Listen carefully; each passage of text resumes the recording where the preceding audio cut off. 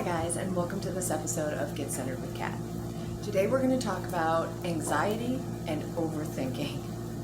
I'm so guilty of this. For years I've suffered from debilitating anxiety. And for me personally, it's shown up in one of two ways. I either feel like there's something standing on my chest and I can't breathe, or seemingly out of nowhere, I just start crying. I just start crying and I cannot stop. And I'm just as surprised as anybody else who happens to be there because I don't really understand what's going on. And this is anxiety. And it might be different for you, right? Some people have social anxiety, sometimes it's situational. A lot of times, not all the time, it can be your inner being trying to communicate with you. I know when I'm not being true to myself, right? When I'm people pleasing, when I'm not saying what I really want to say, it'll get in my head and I'll overthink it. You know, after you have that fight with somebody and then later you think about all the things that you should have said, but that's not what you said. Stuff like that, right?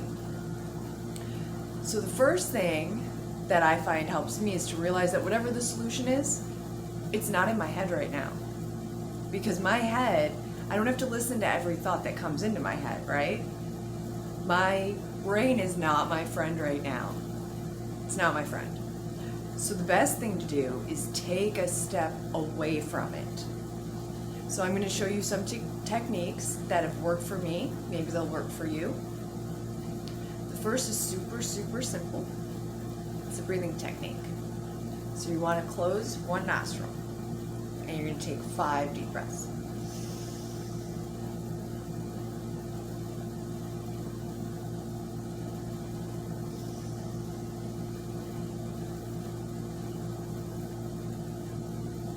Do that 5 times, close the other nostril.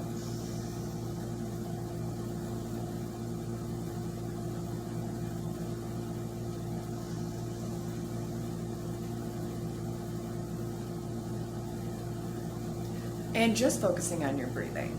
Just focusing on your breathing, right? Another really good technique is to think of your senses, come into your senses.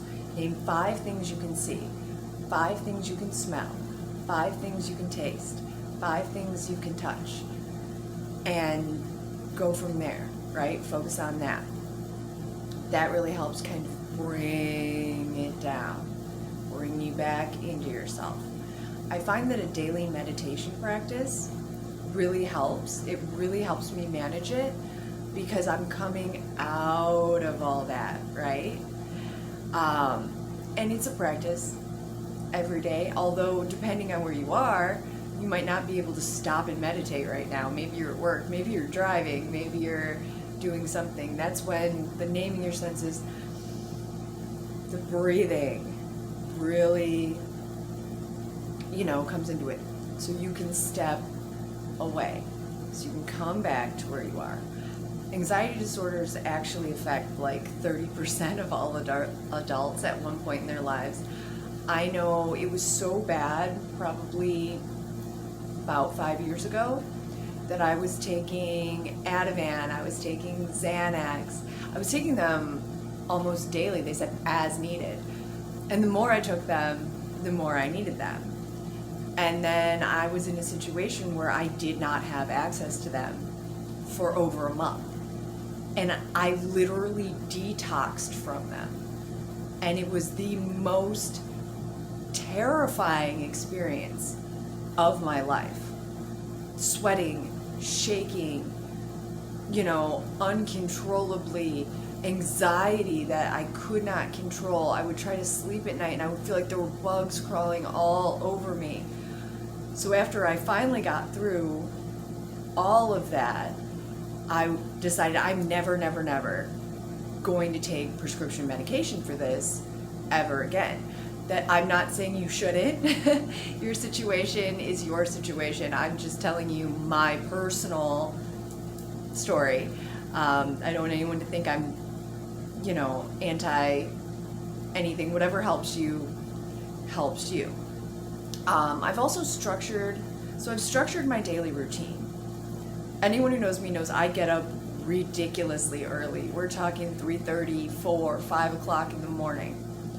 And every morning I get up, I do an hour of yoga, I do a meditation, I sit with my gratitude journal, and then I take my shower, I get myself ready, I give myself this extra time to do this because I know that rushing causes a lot of anxiety for me.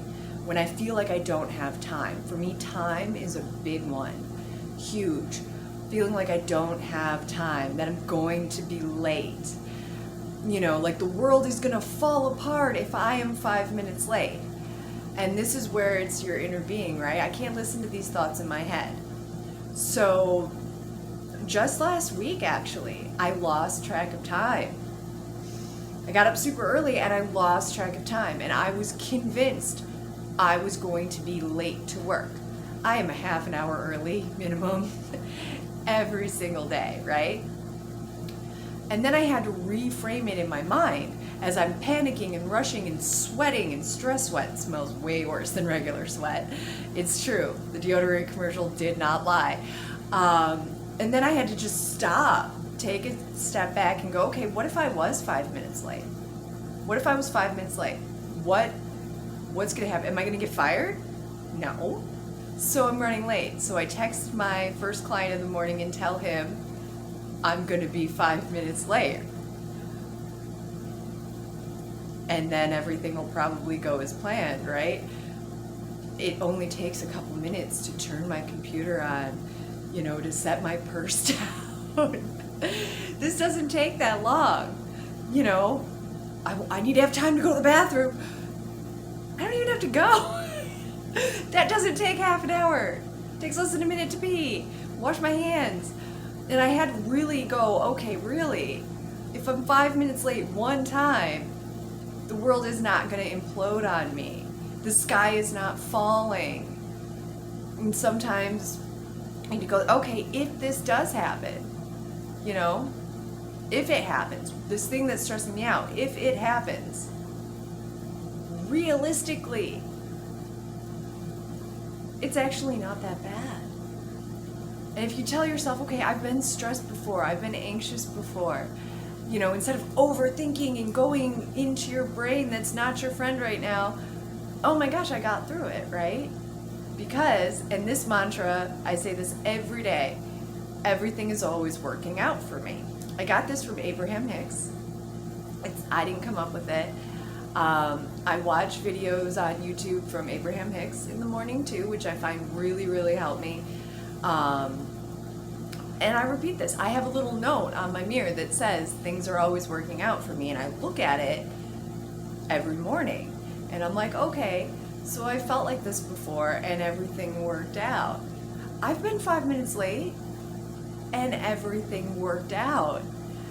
And it just, okay, you've done this before and you got through it. You're going to get through it. And if you keep reminding yourself that you're going to get through it, you will. Hopefully, you try these techniques, they help. If you know of some that I haven't come up with, comment below, let me know. I'll give them a try. Okay, thanks so much for watching. Bye guys, see you next time.